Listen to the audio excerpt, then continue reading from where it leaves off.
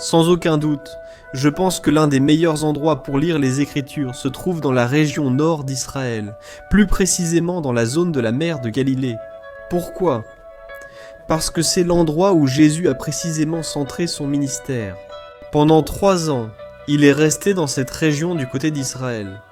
Et c'est ici que beaucoup de personnes ont entendu parler de son message, où beaucoup de personnes venaient à lui pour recevoir la guérison, pour recevoir de la nourriture, pour recevoir une parole d'espérance. Je me trouve précisément dans l'un des endroits où très peu de gens viennent se promener par ici. On l'appelle le chemin de l'Évangile. Et c'est une route qui part de la ville de Nazareth et se dirige vers la ville de Capharnaüm.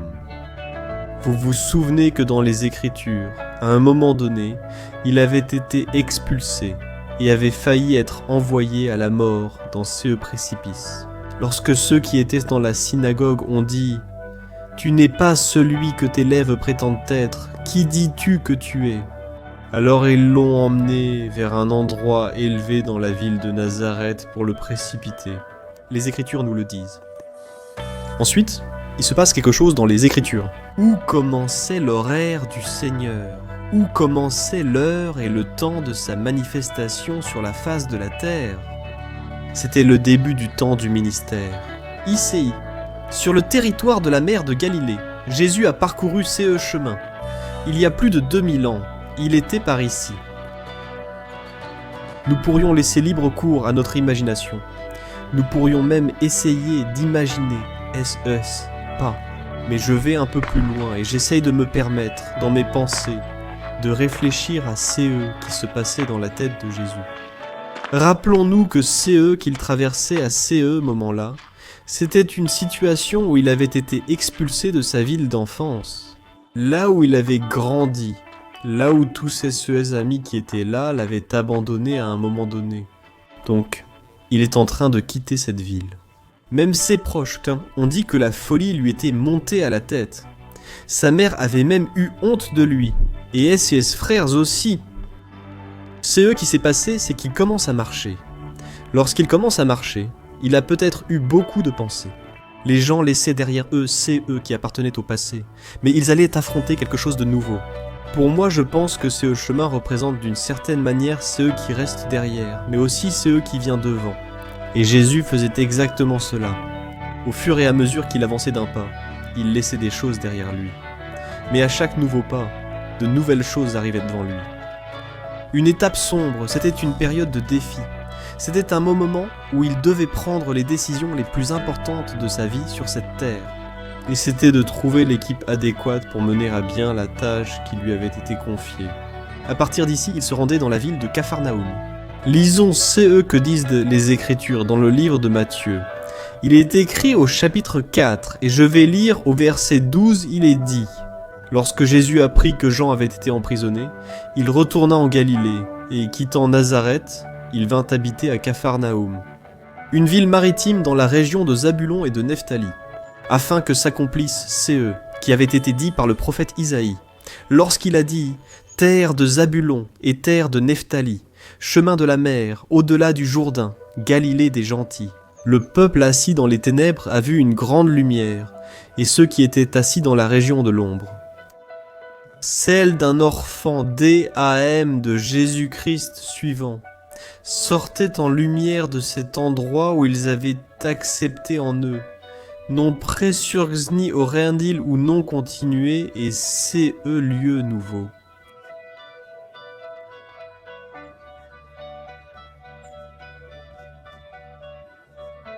La ville de Capharnaüm était la ville où les miracles ont été vus. Pendant l'époque de Jésus, c'est là que le plus de gens se sont rassemblés pour écouter le message d'espérance qu'il apportait à l'humanité. Jésus commençait un nouveau cycle dans sa vie. Jésus commençait son œuvre terrestre ici, sur le territoire d'Israël. Dans quelques minutes, nous allons entrer dans la ville de Capharnaüm, découvrir son passé, comprendre un peu son histoire, jusqu'à arriver à son présent. Comme nous le savons, c'était la ville d'où l'espérance sortait et où le message se répandait dans différents endroits, non seulement en Israël, mais aussi au-delà des frontières de la terre de la Bible. Mais cependant, cette ville qui a connu un grand apogée, qui a eu une grande époque, qui a eu ces années d'or, d'une certaine façon à l'époque de... Aussi, la ville, qui aujourd'hui est ensevelie sous les décombres. Il ne reste que des vestiges archéologiques là-bas. Il n'y a personne qui habite cet endroit.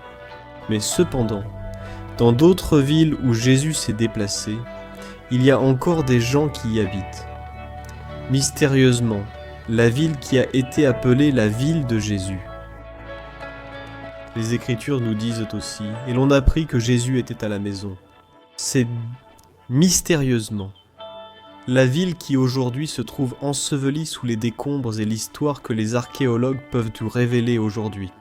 Ne manquez pas un nouvel épisode de Découvrir Israël avec la Bible à la main. Ainsi, nous nous dirigeons vers la ville de Capharnaüm. Comme nous avons pu le voir, nous allons commencer par CE, qui serait le 3e endroit.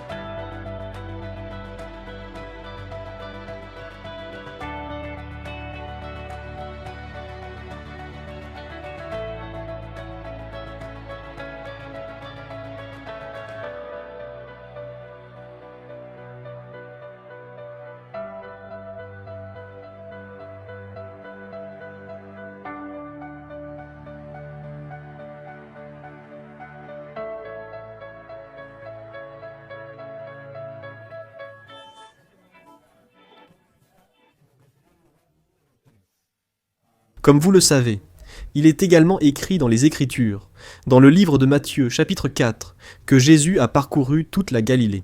Comme il a traversé toute la Galilée, peut-on imaginer qu'il y avait d'autres lieux hors de Capharnaüm? Comme dans les Écritures, le livre de Jean mentionne la région de Tibériade. Environ. Le Seigneur a en fait formé une sorte de triangle. D'ici, de la région nord de la Galilée, car d'ici il traversait de l'autre côté de la mer lorsqu'il avait besoin d'être seul, n'est-ce pas? Rappelons-nous qu'il y avait aussi beaucoup de gens qui s'approchaient de lui par ici. Nous allons parcourir un peu cet endroit, nous allons découvrir un peu de quoi il s'agit. En fait, c'est plutôt un parc national. Alors voyons un peu CE qu'il offre et CE qu'il a à proposer. Pour la prochaine fois que vous visiterez Israël, peut-être que vous penserez à venir ici, passer d'un endroit à un autre, marcher quelques pas.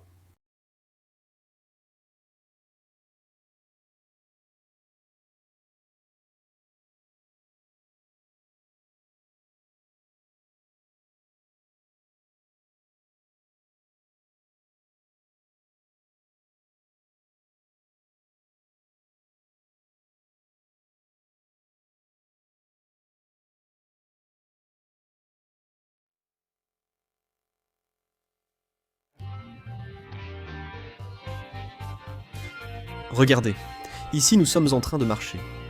Nous allons maintenant aller à cet endroit juste en face de nous, là où le chemin se termine. Et l'endroit que nous venons de quitter se trouve exactement là. Regardez le chemin derrière. Je ne sais pas si vous voyez ces gens là-bas, debout et discutant. C'est là que se trouve l'endroit où nous sommes venus, CE Parc National. Et ici donc, il y a deux façons. Ceci est un chemin que l'on voit là-bas, et l'autre chemin est celui que nous prenons maintenant pour pouvoir arriver à l'endroit que nous voulons visiter. Maintenant, c'est l'église grecque orthodoxe. À votre arrivée, vous trouvez une porte comme celle-ci, avec une inscription dans cette langue. Vous allez voir la croix, la petite porte au centre. C'est par là que vous allez entrer dans CE lieu pour découvrir CE qu'il y a à l'intérieur. Entrons voir CE qu'il y a là-bas. L'église grecque orthodoxe a été construite en 1931. Elle est érigée au milieu des ruines de l'ancien village romain de Capharnaüm. Autour de l'église, les vestiges du village restent inexhumés. La zone, sous le contrôle de l'Église orthodoxe, couvre environ 6 hectares. Le village a été fondé à l'époque hellénistique et a été conçu selon le plan urbain en ligne droite de cette période. Capharnaüm a prospéré pendant les périodes romaines et byzantines et a été détruite lors de la conquête perse en l'an 12 après Jésus. L'Église est connue sous le nom d'Église des 7 apôtres, mais aussi comme l'Église des 12 apôtres. La tradition dit que c'est ici que Jésus a choisi 7 de ces 12 apôtres. C'est pourquoi on peut voir les coupoles d'une couleur rouge clair. L'accès à cet endroit est gratuit et à l'intérieur du bâtiment, il y a des peintures de grande valeur. Là-bas, on peut voir des peintures sous forme d'icônes sur le livre des Révélations, ainsi que des histoires de l'Ancien Testament. Parmi les peintures qui se distinguent, il y a le miracle de la tempête et il y en a beaucoup d'autres. Un meuble que l'on pense dater de l'époque du Second Temple, on pense qu'ici se trouvait la zone où étaient les barques et où se trouve aujourd'hui la synagogue. Ce serait l'endroit où les gens habitaient, au bord de la mer de Galilée. Dans quelques minutes, nous allons entrer dans la numéro 1, comme nous pourrions l'appeler dans la liste que nous avions pour aujourd'hui. La ville de Capharnaüm, où Jésus a concrètement centré son message. Dans le livre de Luc, chapitre 4, verset 31, il nous dit ceci. Jésus descendit à Capharnaüm, ville de Galilée, et il enseignait les jours de sabbat. Et ils étaient émerveillés par sa doctrine, car sa parole était avec autorité. Il y avait dans la synagogue un homme qui avait un esprit de démon impur, lequel s'écria d'une voix forte en disant « Laisse-nous! Que veux-tu de nous? Jésus de Nazareth? Es-tu là pour nous détruire? Je sais qui tu es, le Saint de Dieu. » Jésus le réprimanda en disant « Tais-toi et sors de lui. » Alors le démon, l'ayant jeté au milieu d'eux, sortit de lui sans lui faire aucun mal. Et tous étaient émerveillés et se disaient les uns aux autres, « Quelle est cette parole? Car avec autorité et puissance, il commande aux esprits impurs. Et ils sortent, et sa renommée se répandait dans tous les environs. » Les Écritures nous disent, je lis de l'hébreu à l'espagnol. C'est une des Bibles offertes en cadeau. Ceux qui souhaitent devenir partenaires du ministère, souvenez-vous de visiter le site web Voix d'Israël. Vous pouvez en obtenir un exemplaire en cadeau. La Bible nous dit ici clairement qu'il enseignait les jours de sabbat. Quel était le jour du sabbat? Le jour du Shabbat, le 7e jour de la semaine dans le calendrier hébreu. J'avais déjà expliqué et enseigné à ceux qui ont suivi les cours en ligne. Qu'était-ce et que représentait ce 7e jour de la semaine dans le calendrier hébreu et dans l'agenda du peuple juif? Maintenant, Jésus était dans la ville de Capernaüm. La Bible dit qu'il enseignait le jour du sabbat, et sa renommée se répandait dans toute la région. Pourquoi se répandait-elle dans toute la région? D'autres traductions disent que sa renommée s'étendait vers différents secteurs, vers différentes régions. En hébreu, il est écrit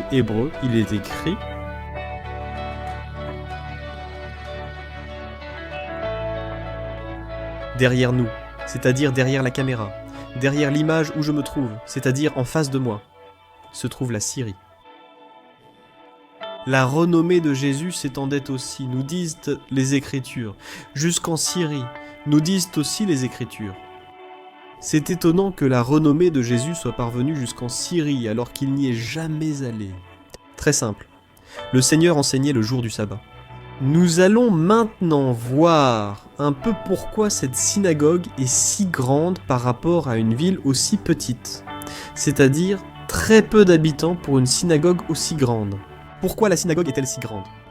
Ce jour de repos, il était obligatoire que tous les pêcheurs, tous les marchands, tous ceux qui venaient négocier dans cet endroit si important qu'était la ville de Capharnaüm. Pour la partie commerciale, il était obligatoire de rester ces jours de repos jusqu'au début de la semaine, c'est-à-dire jusqu'au premier jour de la semaine. Et là, l'activité professionnelle reprenait. Mais le jour de repos, Ils n'avaient nulle part où aller. Ils ne pouvaient pas retourner en Syrie. Ils ne pouvaient pas retourner dans leurs villes alentours. Ils devaient donc rester là. Et la synagogue devait être suffisamment grande pour pouvoir accueillir toutes les personnes qui n'étaient pas citoyennes ou habitantes de Capharnaüm. C'étaient des personnes qui étaient venues ici pour faire du commerce et qui se trouvaient, ces week-ends-là, ces jours de repos, dans la ville de Capharnaüm.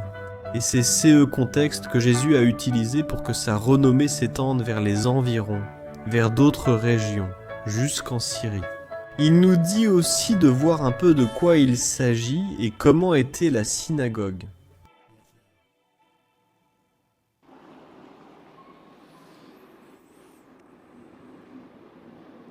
Les ruines d'une grande synagogue ont été identifiées pour la première fois en 1866 lors d'une enquête menée par le cartographe britannique, le capitaine Charles Wilson.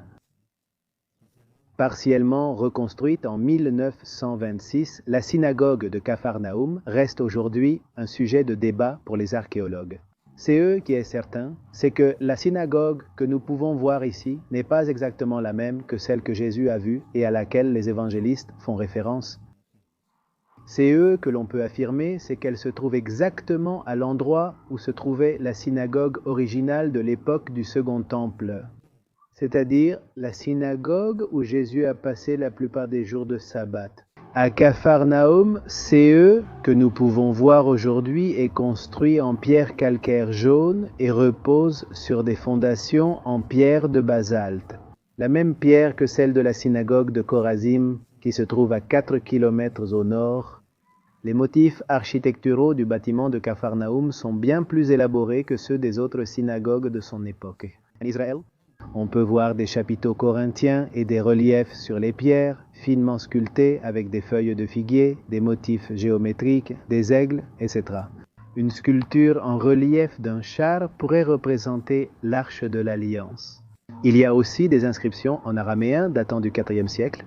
Sur l'une des colonnes brisées est inscrit le nom de l'un des donateurs, Alpho, fils de Zébida. Ces noms étaient de la forme grecque d'Alphée et de Zébédée. L'un d'eux est mentionné dans le Nouveau Testament. Synagogue. Bien qu'elle ait été découverte en 1926, on estime qu'elle date de l'an 381 après Jésus. La grandeur de la synagogue de Capharnaüm a contribué à la controverse concernant la période à laquelle le bâtiment remonte. Plusieurs théories ont été proposées. La preuve d'une datation au IVe siècle repose en partie sur des pièces de monnaie et de la céramique qui ont été trouvées sous le sol. Les partisans d'une datation antérieure du IIe siècle affirment qu'elles ont pu être laissées lors de réparations et de reconstructions ultérieures, possiblement après le tremblement de terre de 363. Une autre possibilité est que la synagogue ait été construite pendant le bref règne de 361 à 363 de l'empereur Julien, connu sous le nom d'apostate. Cela correspondrait également à la date du tremblement de terre qui a détruit l'église de Capharnaüm au début du 7e siècle à la lumière des tensions continues entre les communautés chrétiennes et informelles. Pato pense que l'église a pu être détruite lors de l'invasion perse de 614 et que la synagogue a été détruite 15 ans plus tard comme un acte de représailles lors de la brève incursion. C'est plutôt un témoignage de l'ancienne synagogue, et on peut voir la taille qu'avait la synagogue comparée à la ville. Un bâtiment très grand pour cette petite ville, et la raison en était que la ville de Capharnaüm était la ville du commerce sur la voie de la mer. Eh bien, nous pouvons avoir des informations sur cette synagogue. Mais la question est, qui a construit cette synagogue ? Qui a été celui qui a conçu cette synagogue ? Allons dans le livre de Luc, chapitre 7. Ensuite, après qu'il eut terminé toutes ces paroles, il s'agit de Jésus, il parlait au peuple qui l'écoutait. Il est dit, il entra à Capernaum. Et la conclusion ? Un centurion qu'il aimait beaucoup, était malade et sur le point de mourir. Le centurion, ayant entendu parler de Jésus, lui envoya quelques anciens des Juifs, le priant de venir et de guérir son Serviteur ? Ils vinrent à Jésus, et le supplièrent instamment, en disant « Il est digne que tu lui accordes cela. Faites attention à cela, car il aime notre nation. » Et il nous a construit une synagogue, c'est-à-dire c'est eux centurion, C'est lui. qui a construit la synagogue. Capernaum, comme nous avons pu le voir, la synagogue que nous pouvons voir aujourd'hui n'est pas exactement la même que celle que Jésus a vue lorsqu'il était ici, mais c'est exactement l'espace physique où se trouvait la synagogue que Jésus a pu fouler et dans laquelle il a pu enseigner. De nombreux miracles se sont produits dans la ville de Capharnaüm. La ville de Capharnaüm, comme nous l'avons dit tout à l'heure, est et a été la ville, ou plutôt a été la ville, disons, où de nombreux miracles ont eu lieu. Mais c'était aussi la ville où le Seigneur a prononcé une malédiction. Voyons un peu plus sur ces qu'il y a dans la ville, un peu plus sur les vestiges archéologiques. Et justement, nous allons voir la maison de Pierre. Au-dessus de la maison de Pierre, il y a une église flottante. Nous allons voir de quoi il s'agit avec ces bâtiments. Nous allons enquêter un peu plus à ces sujets. Église de Pierre, octogonale. ou flottante, c'est aussi ainsi qu'on l'appelle. Bâtiment, elle se trouve dans la zone archéologique de la ville de Capharnaüm. Elle fait partie du monastère franciscain qui se trouve à l'entrée de la ville. Bâtiment dédié à Pierre l'apôtre, car on considère que sous cette construction octogonale se trouve sa maison. Pierre l'apôtre, qui était originaire de Bethsaïde, une ville dont nous avons peu de traces, mais c'est aussi l'une des villes où Jésus est passé. C'est là que Pierre a décidé de s'installer à Capharnaüm. Et selon les fouilles archéologiques menées à cet endroit, on a découvert des couches de structures résidentielles sur lesquelles a été construite la première moitié d'une église du 1er siècle dans la maison de Pierre. C'est pourquoi on considère que c'est ici que la première église du monde a été construite au sens d'église en tant que bâtiment. Au 5e siècle, une église octogonale à 8 murs est construite. Et vers l'année 1990, avec les restes anciens, a été construite l'édifice que nous pouvons voir aujourd'hui. Archéologiquement, les maisons ici étaient identifiées comme ayant des toits en branches de palmier. Il n'y avait pas ici une communauté très aisée, même si c'était une communauté de gens travailleurs. Les pêcheurs étaient nombreux et le commerce était plutôt international.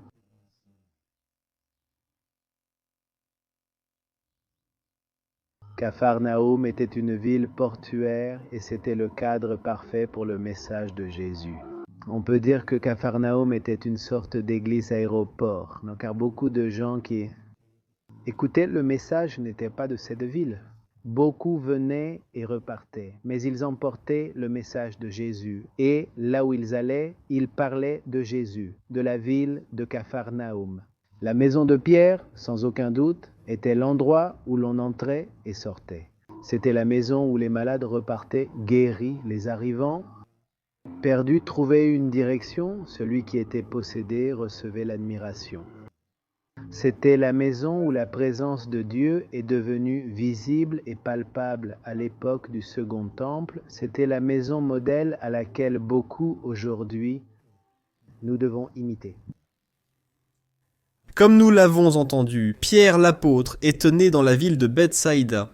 Nous allons faire un épisode sur cette ville, alors restez à l'écoute. Allez également sur le site web pour obtenir plus d'informations sur le programme des prochaines sessions de Découvrir Israël avec la Bible en main.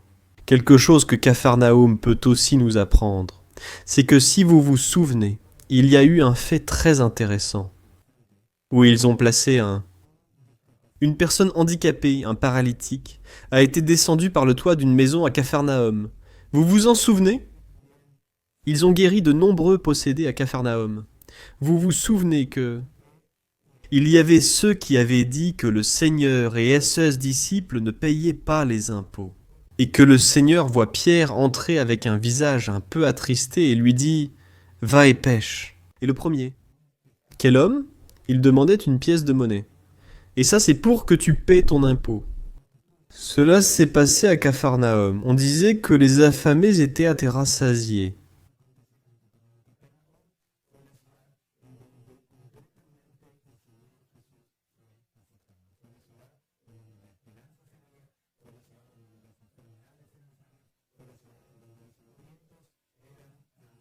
C'était la ville d'où les bonnes nouvelles sont parties vers différents endroits.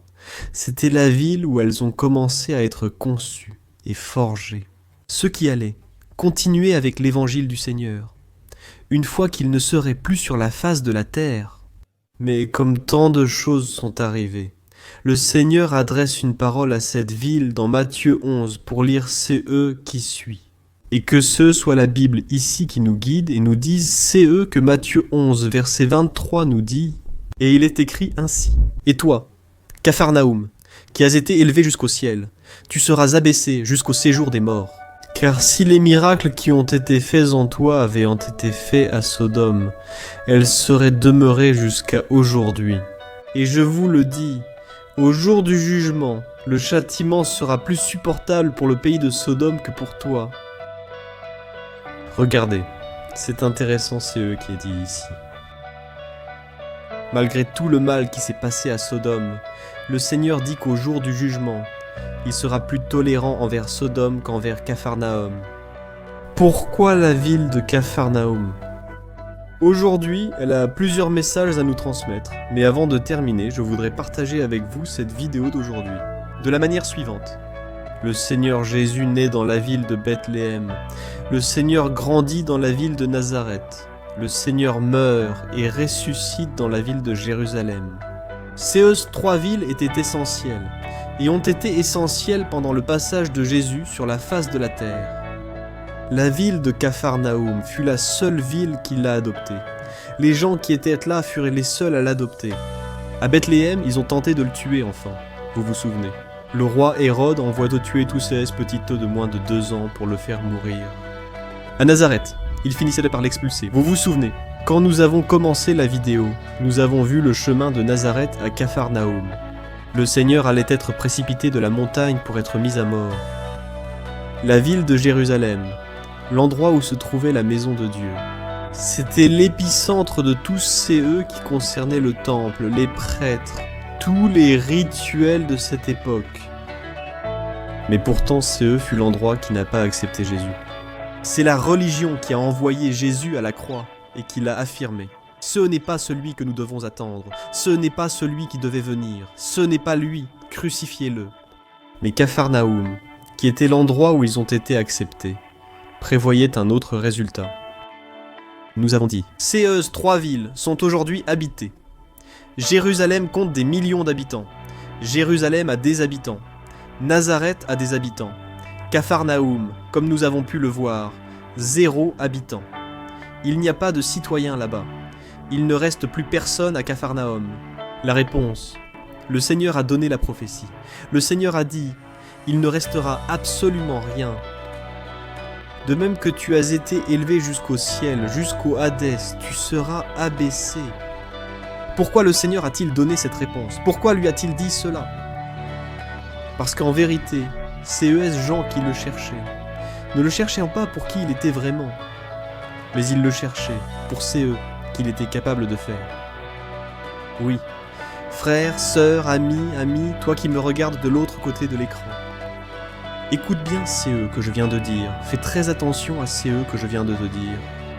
Ces gens-là ne l'ont pas cherché pour ceux qu'il était vraiment. Ces gens-là l'ont cherché pour ceux qu'il était capable de faire.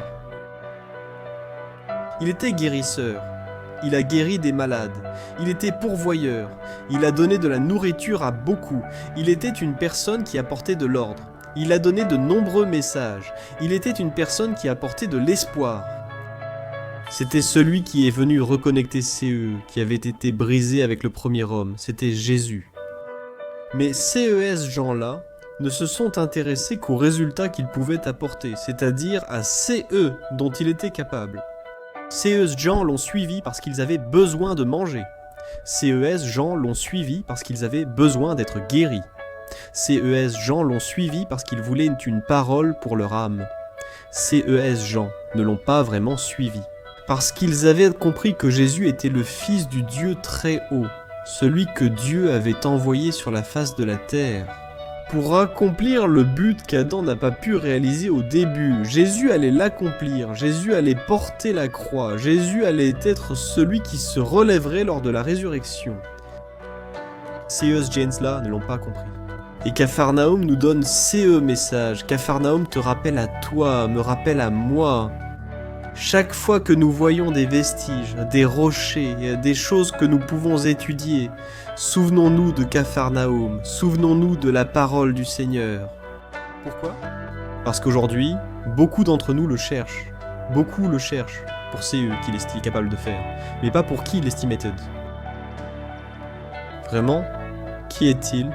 C'est-à-dire, qui est-il pour toi ? Pas ce qu'il est capable de faire pour toi. Nous savons qu'il est capable de faire énormément de choses. Nous savons qu'il est illimité. Nous devons aussi comprendre et savoir qui il estimait de nous. C'est le promis qui devait venir, tout simplement. Voici le message que je voulais te laisser dans CE. Découvrons Israël avec la Bible en main. Depuis la ville de Capharnaüm. J'espère que cet épisode a été une bénédiction pour toi, une fois de plus. Et attends le prochain épisode, car nous allons à nouveau continuer à parcourir Israël avec la Bible en main. D'ici, je veux te donner une bénédiction, et d'ici, je veux te saluer depuis la terre de la Bible. Nous espérons qu'un jour tu pourras venir, marcher et voir de tes propres yeux, et que CE ne soit plus à travers un objectif ou un écran. Que tu puisses voir de tes propres yeux. L'endroit où Jésus a marché. Merci beaucoup. Que Dieu vous bénisse. Si vous voulez faire un commentaire, si cette vidéo a été une bénédiction pour vous, s'il vous plaît, partagez-la. Nous voulons être d'une certaine manière une porte de bénédiction pour ceux qui ne peuvent pas poser le pied sur la terre de la Bible. Et pour ceux qui, peut-être pour des raisons financières ou pour des raisons évidentes que nous connaissons aujourd'hui, il est très difficile de visiter la terre d'Israël. À un moment donné, les aéroports vont rouvrir. À un moment donné, tout va revenir, peut-être à la normale. Nous serons là pour vous servir. Ce sera un privilège pour nous de pouvoir vous accompagner à parcourir les lieux de la Bible avec nous. La Bible à la main. Que Dieu vous bénisse. Bénédictions une fois de plus depuis Israël. Nous nous retrouvons ici dans un nouvel épisode. Tout comme vous voyez CES Images, la terre de la Bible, un lieu à découvrir. Bénédiction depuis Israël, la terre de la Bible.